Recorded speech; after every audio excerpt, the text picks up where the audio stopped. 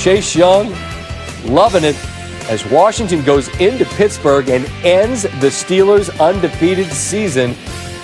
You knew the Steelers would have a tough time to get to 16-0. I don't know how important it was organizationally for them, but they don't get there. I don't know who thought Washington would end it, although that number was kind of interesting. They were less than a touchdown favorite in this one.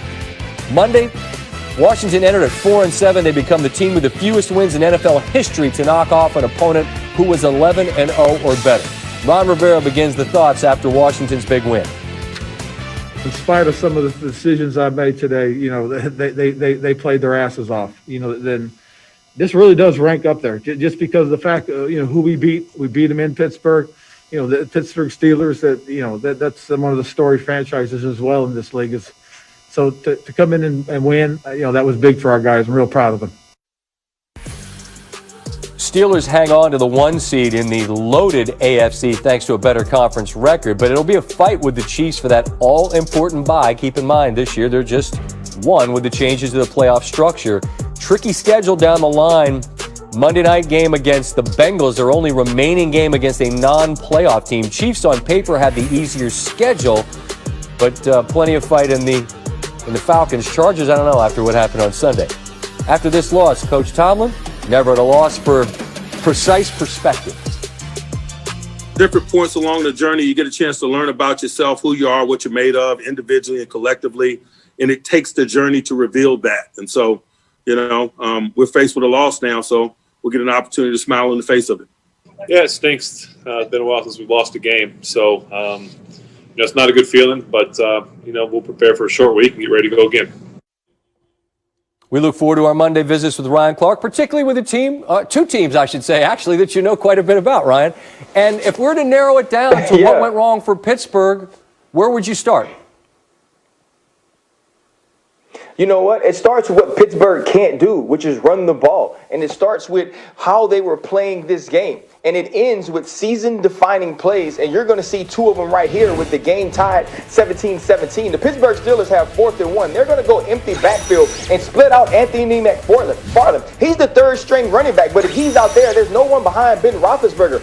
Bostic is going to be running from the inside, so they feel like they have action. You're going to get a sluggo to the outside. There's going to be field in front of McFarland. Ben Roethlisberger tries to throw a back shoulder throw to a third-string running back who's not in this position, who has 5 catches on the entire season. Pittsburgh Steelers, you're 11-0. You got to make that play. Now, fast forward to the Redskins. There's 10 people in the box, so you know you have single high. He's going to hit the Taiwan route or the slot fade to Cameron Sims. Cameron Sutton actually has good coverage. Here, you're going to see both guys vision the ball, so this throw has to be perfect. Alex Smith puts it in the one place it has to be. It's a one-hand catch by Cam Sims. These are the plays that these teams had to make to win the football game. There's one team that is descending. They don't have a run game. They rely on Ben Roethlisberger, and Ben Roethlisberger does not make the play. Alex Smith, the comeback player of the year, the greatest story in football in 2020, makes the throw that he needs to make after being cleated, after cheating a little bit to get his team a field goal, but doing everything to win. These two teams are in different places, but the Pittsburgh Steelers better shore some things up because the Buffalo Bills are coming to town. Yeah, we had conversations offline, Ryan, about just the notion of identity and through the years who Pittsburgh's been. Obviously, Connor's out. Roethlisberger threw the ball 53 times this week, more than anybody else in the NFL, and they have been sliding down your power rankings of late. If you were to prioritize what troubles you most about them as we head into the most important stretch of the year, Ryan, what would that be? It's physicality is the first thing, right? When you look at a team that can't run the football right now and then pay attention to the teams that are ascending, this is a difficult thing to do if you're the Pittsburgh Steelers, to win in the playoffs against the AFC teams without ball control, depending on Ben Roethlisberger to create run game through the pass. We saw it against the Dallas Cowboys. We saw it against the Baltimore Ravens. And then obviously tonight having to go on 4th and 1 and throw outside to your third-string running back. And then also because of this, you now have to depend on Ben Roethlisberger, a 38-year-old quarterback, 17 years in the league, who is banged up to create all of your offense. And Scott, it does not help when you have 7 drops because you drop back to throw the ball 53 times. This is the way this team is built now. This is the way that they're going to have to go about their business. But when you throw the football this much and you're losing people defensively, you're asking a lot of your team. And so dropping Ben Roethlisberger back may be the way you think you need to win. He probably is your best football player, your most reliable football player.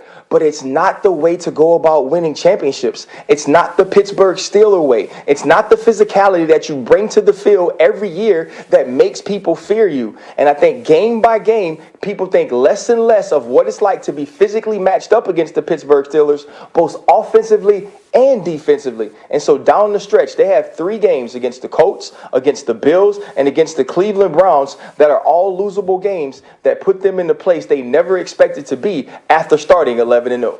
I also think we agree, Ryan, that under the closing time lights that a loss turn on, we see your warts much more than we do when you are able to win those close games. And I think that leaves us probably harshly grading the Steelers. And I understand why after they lose to Washington. As always, Ryan, thanks for the time. We'll talk again next week, my friend. Thank you so much, my man. All right, still to come. A Bills win on Monday night. On the shoulders of their quarterback, Josh Allen, reaction from inside the booth with Reese and Riddick. Plus, welcome to SportsCenter from our nation's capital. I'm Scott Van Pelt, little past 11:22, and I'm not tired yet. The Washington football team ends the Steelers' undefeated season. Alex Smith will join the show once again. Also, highlights and reaction from the Monday night clash between the Bills and the 49ers. Speaking of, we begin with the best thing I saw today. Steve, sometimes you don't need to get too cute. Nope. Because the best thing is pretty obvious, and you just saw it on Monday Night Football. Josh Allen, have a night. Bills down 7-0. Allen ready to run? Nope. We're slinging to Cole Beasley. What a night for 11.